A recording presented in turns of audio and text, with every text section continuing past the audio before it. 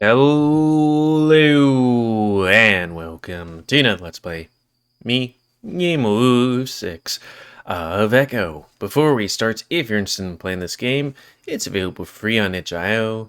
And if you want to support the people that made this game, you can go to their Patreon. Because, they're still making quite a few other games. And it's a good bargain. $3, early access to a lot of games. Anyways, on the last Let's Play, while we're at the diner, we encountered Janice again, who has her pants on, but seems to be a bit off. Like, worried. We also probably saw her in tears. And we opened the letter, which said to go to a place with his Boyd, so we went and found the birdhouse, which had a note that said, hey, go to room 301 in the old school. At which point, yeah, it did bring up memories of Chase. Yeah, I think Chase's encounter with a hallucination of a dead body, maybe? Don't know. Anyways, Carl says that a cop still patrols Echo randomly at least once a night. Because of that, we let Jenna sit out in the car and keep watch. If someone shows up, she'll text us, which should give us time to get out the back of the school. But wait, doesn't he patrol like all of Echo? I mean, it might not be big, but like, did you smash a window or something like that?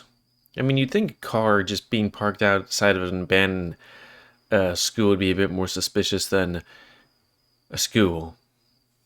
Yeah, no. It'll still look suspicious hell, but as long as we're not caught on the property, we have some sort of excuse, it should be fine. At least, that's what Carl says. We stand there in front of the door and notice that a couple of chains hanging loosely off the door. No lock to be found. Well, at least that hasn't changed. Carl shrugs. Teenagers break in all the time. No point in putting a lock back on every time. So what, they have bolt cutters? Carl gives the door a shove and it slides open very slowly, laying out an earthly squeal as it does. The three of us stand there, staring into the darkness. TJ fidgets next to me. Having second thoughts? No. His voice comes out in a crackly squeak that Carl snorts at.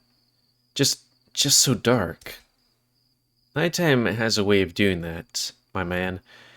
Good thing I changed my phone before we left. Charged. Carl takes out his phone from his pocket and holds it up before turning on the light. Mine's almost dead. You see, I mean, it might not be great for the battery, but like I always keep mine like pretty charged. Being at the computer, keeping it charged. We can share. Carl sweeps the lights inside, revealing graffiti-covered walls and dirt-covered floors. I wouldn't think we'd find anything here with all that stuff. Nice. Gonna smoke weed here later. Look back and see Jenna staring at us from the car. She gives us a thumbs up. I inhale deeply. Well, let's go. I take out my own pocket phone and step inside, and TJ follows me. Carl stands next to us, spinning in a circle. Well, it's not that creepy. Okay, so the rooms here are the 200s. TJ points at the doorway next to us, a small label above it reading 203. So that means we have to go up one floor. Carl sweeps his lights around and points the staircase. Shall we? Does that mean there's a basement? Those things better be stable. Carl points his light up the staircase. I can see some graffiti up there. It's probably fine. The ram leads the way, at first tentatively setting a hoof on the first step before testing the next. Yeah, it's good. And with that, he strides up the stairs, while TJ and I follow a little more hesitantly. Why don't they just demolish this place? Heard they wanted to turn it into a museum. Can't see why though. Carl shines a light on the railing, the wood rotted and broken. Hey, do you guys remember when Chase saw someone staring out from the windows up here? Oh my gosh, please don't talk about this now. Don't you even remember that, Chase? Yeah, actually. That was a long time ago. I hardly remember it, but I do remember seeing a dark form in one of the windows. I'd been positive it was an object sitting in a room, but I'd wanted to tell my friend that I'd seen a ghost. It was nothing like what I saw in the trees. Thinking about it is creeping me out though. Stop. TJ whines as we reach the top of the stairs, then, clearly trying to change the subject, points up at the door. Alright, 305. So maybe it's this way? Chase, let me see your phone. TJ takes it out and points it up at the next door over. Yeah, 304. So, last one down. He hands me back my phone and stands there for a moment. Carl chuckles. Want me to go first? You scared? TJ glares at him. Come on, guys. I want to get out of here, too. Okay. Carl leads the way again, down the hall to the very end. There's more stuff in the way on this floor, and a lot of desks and chairs. Carl keeps his light up, counting down the doors. 303, 302... 30... Fuck! TJ jumps at a foot in the air, and I point the lights at Carl. What? Carl turns around sheepishly, rubbing his hip. Right into a stupid desk. Hurt like a mother. Really, Carl? TJ clings to me, taking a deep breath. But here's the door. Carl points the light back up above the door, and sure enough, there's a 301 up there. TJ and I stand next to him, both staring into the dark room. Hey, I think this might actually be the room you saw the thing staring at you from. Carl. There's a warning tone in TJ's voice. I rub my chin. Actually, yeah, I think it is. TJ sighs loudly and closes his eyes. Guys, please, can we just... Yeah! Carl thrusts his hands into TJ's sides as he yells, sending TJ into a hysteric fit of screaming and grabbing onto me. I stumble as I try to keep the lynx from rending my flesh with his claws. Oh shit, sorry, Ow! Carl reaches out too. I assume comfort TJ, but gets a backhand across the face in response. You ass! Watch the two of them with wide eyes. Never seen TJ so indignant. Carl stares back, his hands up to his cheek. Whoa. Alright, let's start looking. As if nothing happened, TJ takes my phone and strides in the room, his tail twitching in irritation. I can't believe you slapped me. Carl calls after him, but gets no response. I smile, try not to laugh, as I walk past the ram. Can you? He asks me, rubbing his cheek as he follows me in. Hey, you asked for it. Probably not the best time to be scaring him. Yeah, whatever. What the hell are we looking for anyway? I look around. From what I can see, there's not much left of the room.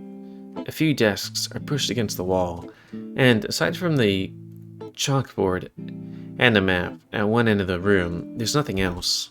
I go over to stand by TJ at the other end of the room, looking at the desks. There's not much in here, is there? TJ sweeps the light around the room, frowning. Not really. He points the light at Carl, who's at the other end of the room by the chalkboard. Anything written on the chalkboard, Carl? Carl shines his light on the chalkboard, then gasps. What? It's a whole lot of dick.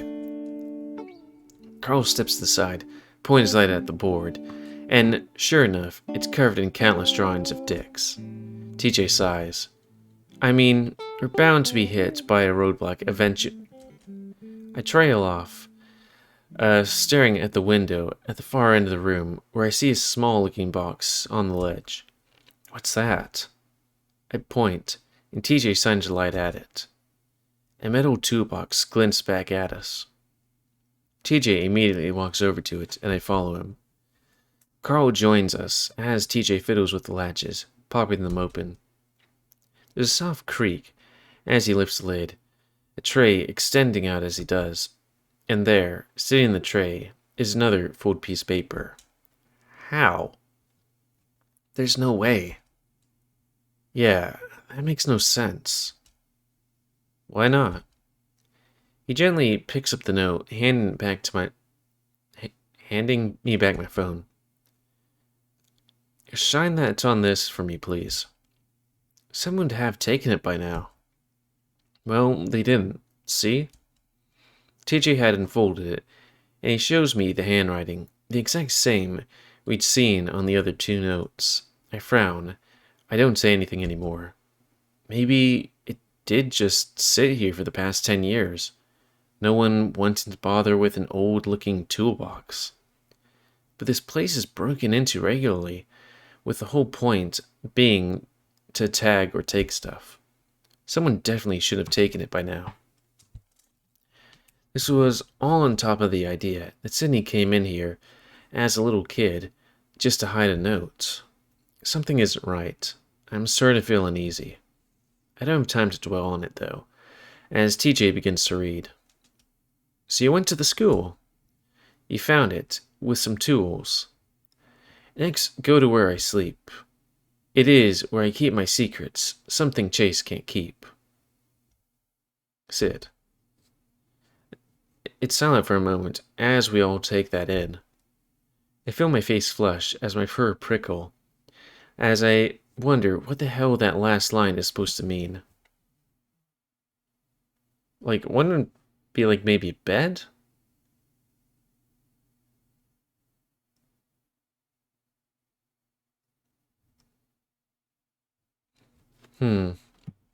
Though maybe a grave? Carl and TJ don't look at me, but can see that they want to. Carl was the first one to make a sound, clearing his throat. So, Sydney's bedroom, maybe? That's what I'm thinking. This was a kid writing this stuff, so it should be pretty straightforward. I shake my head. Really, guys? TJ finally looks over at me. What? There's a defensive tone in TJ's voice, and I know he knows what I'm about to say. This is way too much. TJ frowns at me. Too much of what? You know. I trail off, not used to TJ looking at me this way. He lets the silence drag on, and I look over to Carl for help. He clears his throat again. You know, Tej, this is pretty weird. Like someone would have probably taken it by now. Why does that have to be the case? People could have just missed it. We almost did. TJ looks back down at the note, holding it in both paws. I reach out for it, but TJ pulls back, like I'm going to try to steal it from him. Can I look at it for a sec? TJ hesitates, then holds out to me slowly. I eye the links as I reach out, taking the note from him gently. TJ's behavior alone has me deciding that this whole thing is definitely a bad idea. The note looks old, just like the first two we found. The writing looks the same too.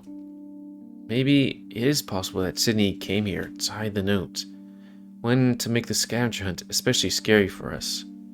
But still, I can't shake the feeling that something is off about it. I need to find time to really think about this. For now, though, I hand the paper back to TJ, who takes it from me gingerly, as if worry it'll fall apart. Carl, do you know who lives at CJ's old house now? Carl tips his head back as if thinking. I can't remember his name, but he's Red Panda, I think. Well, let's go then, and give a start. To the house. His family moved out right after it happened. There's no way it's still there, TJ. The other two were. This is different, though. Might as well try.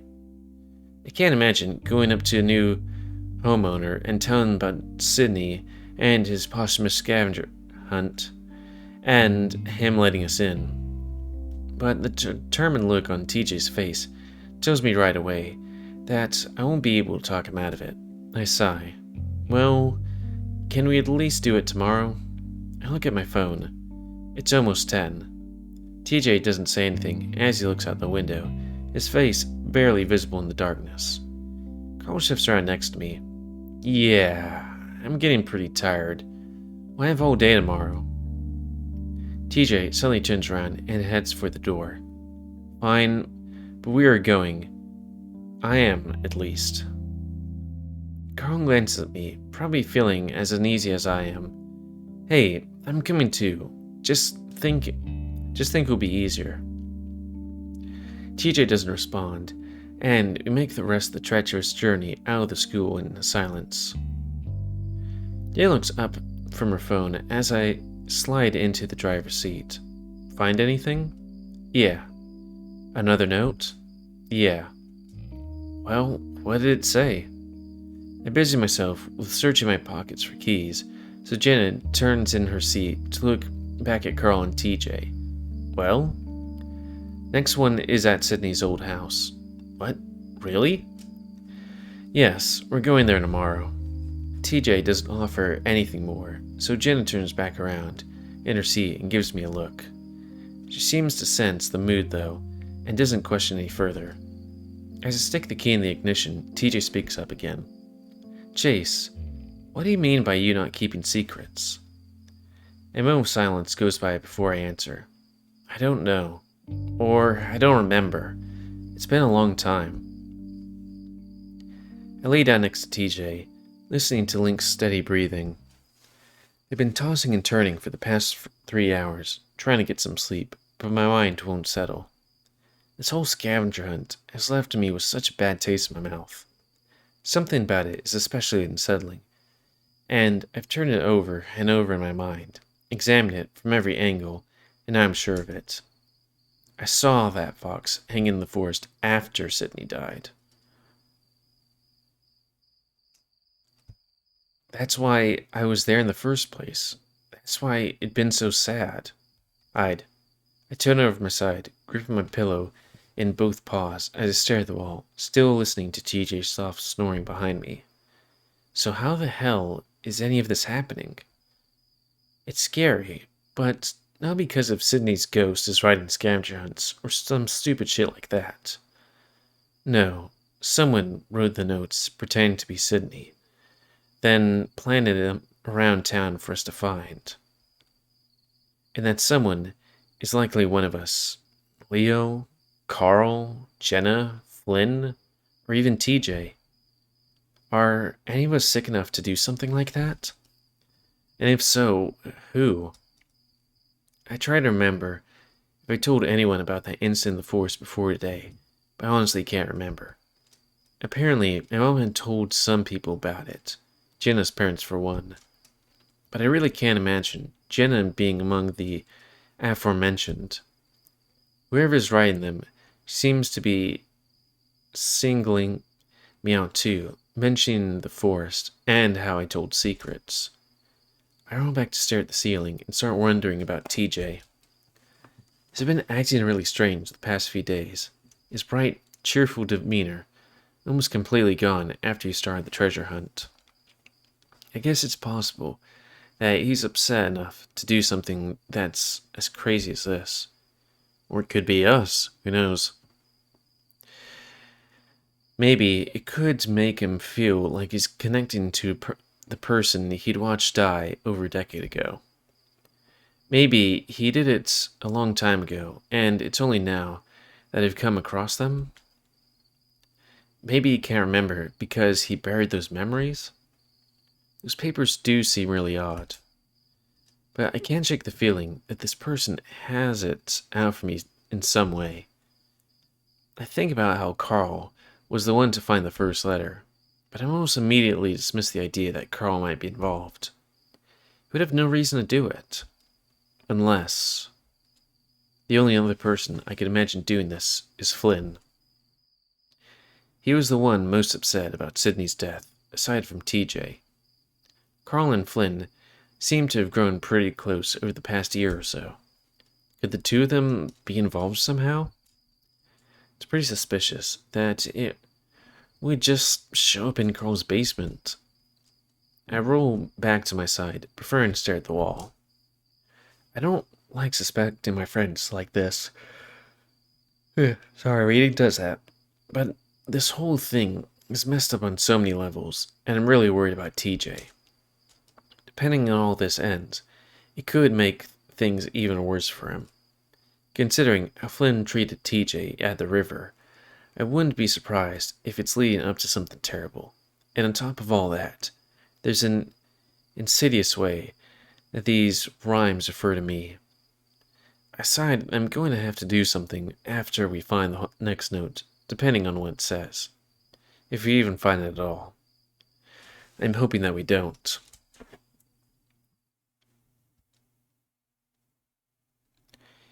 If you go in, I'll give you $1. No. Tss. $5. No. 10? No. You could buy like 20 candy bars with that money. I'm not going in.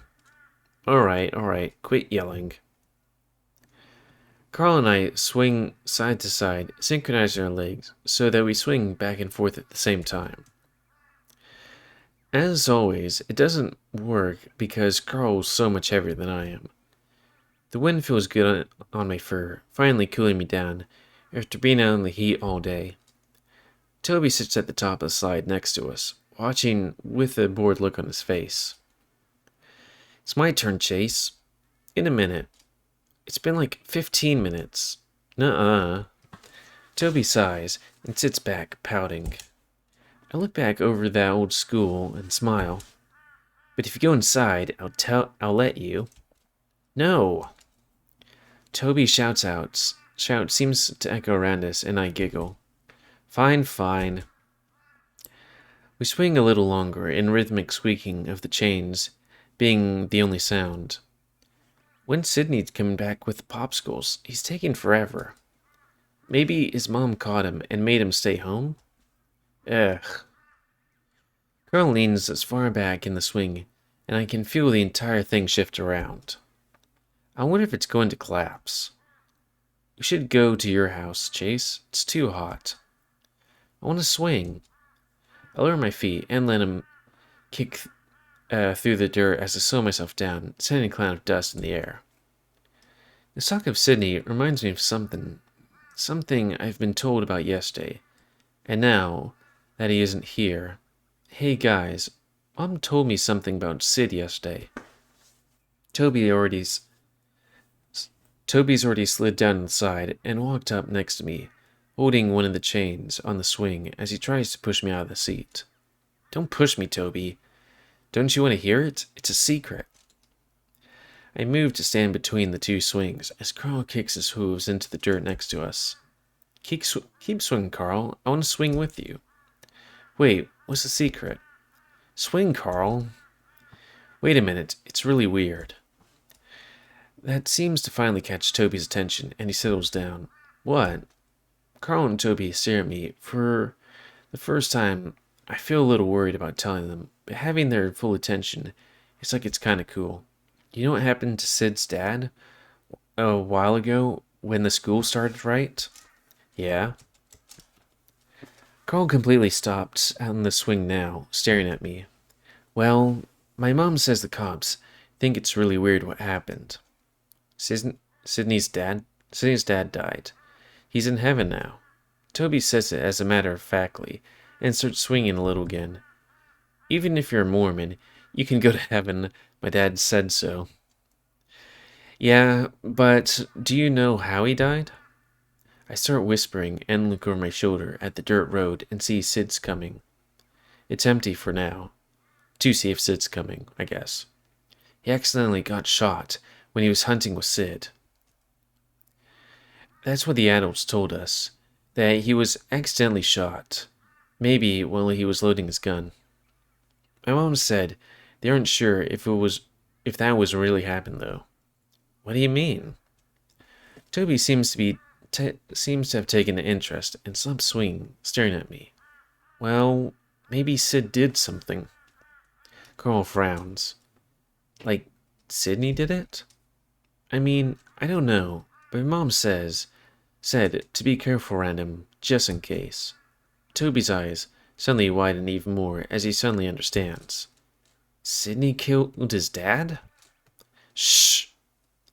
Toby flinches as I grab his muzzle with one paw, squeezing it shut. You have to keep it a secret. Toby just sits there, staring at me. Carl does the same. I kind of wish that I hadn't told him. They don't know, though. Mom just said to be careful. That's it. It might have been an accident. I talk kind of fast, like I'm trying to take back what I just said. I let go of Toby, but he just sits there and doesn't swing. Carl just stares at the ground, with his ears flicked up. A few seconds later, I hear scuffling footsteps making their way up the dirt road, and I turn around to see Sydney jogging towards us. His arms are filled with colorful ice pops wrapped in plastic. Hey, sorry, I had to go to the basement freezer to find some. They're Super Wolf Pops. I want Super Wolf Pops. He stumbles up next to us, kicking up another cloud of dust. Well, so what is Sydney supposed to be? Because he kind of looks like an otter as well. He stands there for a second, breathing heavily, sweating through his thick fur. Grab one? I would when I look up at wiki of this game and be like, what is Sydney? But I'm pretty sure that I've spoiled myself on so many things, and it might be like, what is Sydney? And it's like, Sydney is you. You're actually completely... something's mentally wrong with you. And he is yourself. And you are him. Or he's a ghost. You know. Three of us reach around automatically and take one of our own. Mine is particularly melted already, blue liquid pooling at one end of the plastic. Sydney frowns at us. What are you guys even talking about? Nothing. Carl says it, almost before Sydney can finish the sentence. Sydney glares. Yeah, right. What are you saying about me? Sydney turns on me, and I just shake my head, busying myself with opening the plastic. Could have just said, made something about adults. Not an adult in particular, but just adults. Then Sydney turns to Toby, his glare turning into a smirk. All right, Tobias, you'd better tell me what you were talking about. I feel my stomach turn even as I open my package. I turn it upside down to pour the sweet blue juice into my mouth. Tell me, or I'm gonna wrestle ya. Sydney goes at Toby, with his paws up, baring his blunt claws. Toby eyes him for a moment, but when Sydney gets close to the lynx twists out of the way, like only a cat can. Don't touch me. Toby hides behind Carl, and as Sydney turns to watch him, lowering his paws slowly. What's wrong? Toby doesn't say anything, standing behind me quietly. I can feel his cold, icy palm pressing against my back. We stand in silence for a while, and I can see Sydney trying to figure out what's going on. I try to think of something fast. Hey, let's go to my house and play on the trampoline. Yeah. Carl hops out of the swing and starts walking towards the road. I follow him as Toby clings to my side. Sydney doesn't follow, and, after a moment, I turn back to look at him. He's glaring at me. What? He goes on glaring before throwing his ice pop into the dirt and running past us. You guys suck. He runs up the road and back towards town, disappearing into bright sunset.